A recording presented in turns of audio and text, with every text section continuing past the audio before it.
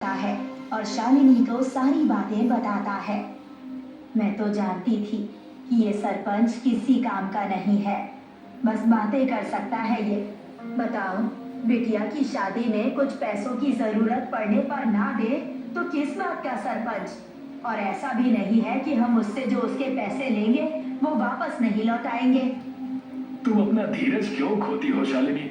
किसी और के स्वभाव से हमारा कोई लेना देना नहीं है। यदि वो पैसे ना देना चाहे तो ना दे, उसमें हमें कुछ कहने की जरूरत नहीं है, ना ही आपत्ति जताने की जरूरत है। मैं कल से और ज्यादा काम करूंगा। पर ऐसे तो आपकी सेहत खराब हो जाएगी जी। ये सब सोचकर काम नहीं होता। अब मैं कल से काम करके रात देर से आऊंगा। अधिकतर समय दुकान पर ही निकालूंगा। हे कुलदेव, अपनी कृपा दृष्टि बनाए रखिए और आपकी सेहत भी बनी रहे। बस इन दुआओं से ज्यादा और क्या चाहिए मुझे मेहनत करने के लिए। बाकी तो तुम और कुल देवता देख लेंगे। अब मैं दुकान के लिए निकलता हूँ। ठीक है जी, जल्दी आइएगा। मोहन अपनी दुकान में जाता है और लकड़ी का काम करने लगता है। मोहन के पास गांव से कुछ लोग काम कराने आने लगते हैं और तब माधव नाम का एक व्यक्ति मोहन को दूर से ही देखता है और वहां जाता है। अरे वाह भैया, आप तो बड़े लगन से काम करते हैं। आप कौन है भैया? पहचाना नहीं मैंने। मैं तो बस यूं ही गांव से गुजर रहा था और आपको लगन से काम करता देखा तो सोचा कुछ देर ठहर जाऊं। आपकी बातें तो बहुत मधुर लगती हैं और मानो नई प्रेरणा देती हो कि मैं काम में लगा रहूं। 1 वर्ष में मेरी बिटिया की शादी है। यदि आप समय निकाल कर आ सकेंगे तब तो बहुत कृपा होगी। क्यों नहीं, अवश्य।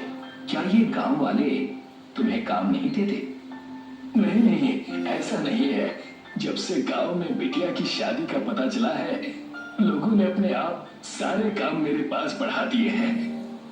बहुत उत्तम। तो आप अपना काम कर लीजिए और मैं आपसे विदा लेता हूँ। आपके कार्य में बाधा नहीं बनना चाहता। जी जी, आपसे बात करके मुझे बहुत अच्छा लगा। मानो नया उत्साह आ गया हो। आप जब चाहे तब यहाँ आ सकते हैं। ठीक है भैया, प्रणाम। प्रणाम। ये कहकर माधव वहां से चला गया और मोहन उत्साह से भरा हुआ फिर से काम पर लग गया और अब दोगुनी मेहनत के साथ काम करने लगा। दिन भर मेहनत करने के बाद वो अपने घर जाता है। जी, आज तो आप काफी खुश नजर आ रहे हैं। बस यूं ही आज एक व्यक्ति मिले जिनका मुख देखने में बड़ा ही मंगलमय था। भगवान करे कि ऐसा ही हर दिन हो जाए, कि रोज उस मुखमंडल के दर्शन हो जाए करे बस। अच्छा, तो उन्हें भी दिव्या की शादी में बुलाया है आपने? हाँ, कहा तो है कि आएंगे। बाकी जिस तरह आज काम हुआ है, इस तरह मैं कितना भी काम कर लूं, हूं तो अकेला ही ना। इस कारण पैसे इकट्ठा करना बड़ा ही मुश्किल कार्य है।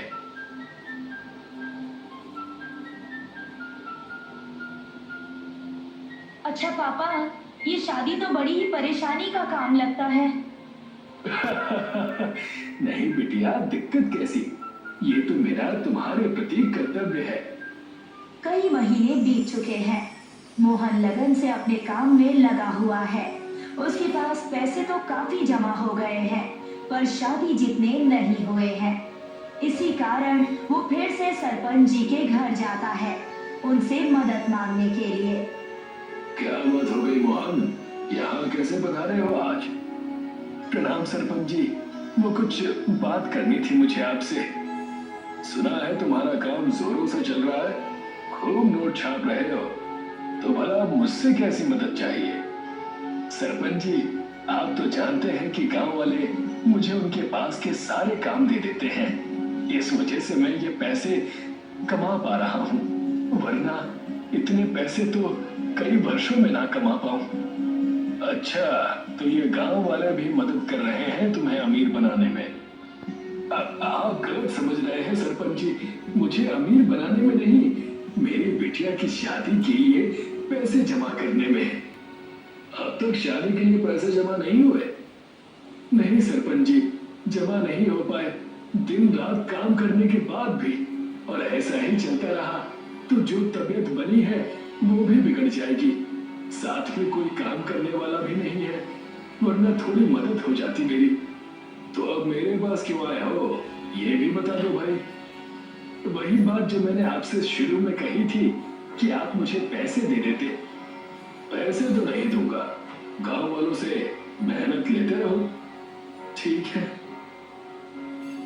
ये कहकर मोहन वहां से अपने घर चला गया। आया बड़ा, मैं इसकी मदद क्यों करूं? इतना ही नहीं, इसकी अकल तो ठिकाने लगानी पड़ेगी, वरना अगर ऐसा ही चलता रहा तो ये मुझसे भी ज्यादा अमीर हो जाएगा। सरपंच जलन के मारे पूरे गांव में आग लगाने लगता है ताकि लोग त्रस्त हो जाएं और मोहन को कोई काम ना मिले और मोहन फिर से गरीबी में वापस चला जाए।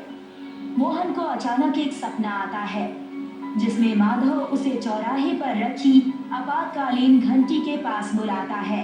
ये सपना देखकर मोहन उठ जाता है। ये कैसा सपना देख लिया मैंने? कोई दुर्घटना तो नहीं होने वाली? क्या हुआ जी, ऐसे चौंक कर क्यों उठ गए अचानक आप? माधव सपने में आकर आपातकालीन घंटा के पास इशारा कर रहे थे। गांव खतरे में तो नहीं? मोहन और शालिनी वहां चौराहे तक चले जाते हैं।